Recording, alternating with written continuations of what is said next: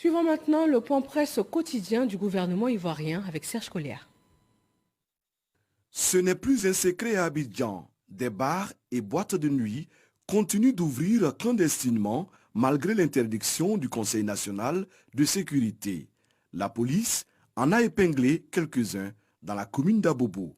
Les équipes de patrouille ont été saisies par des sources anonymes de la présence de plusieurs individus en pleine consommation d'alcool dans 2 bars climatisés à Bobo, Belleville, au mépris de l'interdiction d'ouverture des bars et du respect des mesures barrières de lutte contre la propagation de la Covid-19. Des bars climatisés bondés de près d'une trentaine d'individus chacun, dont certains ont réussi à s'échapper par des issues de secours. 50 individus, dont le propriétaire du bar en question, le disc jockey, les serveuses, des gérants et même des clients ont été interpellés et conduits à la préfecture de police d'Abidjan et mis à la disposition du service des enquêtes générales pour répondre de leurs actes.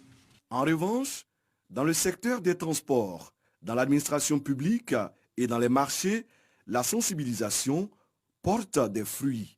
Les usagers de la route, chauffeurs de taxis et véhicules particuliers, ont vraiment compris le sens de notre mission de sensibilisation, vu que le nombre de passagers recommandés par véhicule est respecté et le port de masque par tout occupant à bord est constaté par nos hommes. Les mesures commencent véritablement à être appliquées dans la plupart des services publics et démontrent que notre appel de sensibilisation n'est pas vain. Au plan sanitaire, Abidjan reste l'épicentre de la pandémie avec 96% des cas positifs. À l'intérieur du pays, 3 régions se démarquent.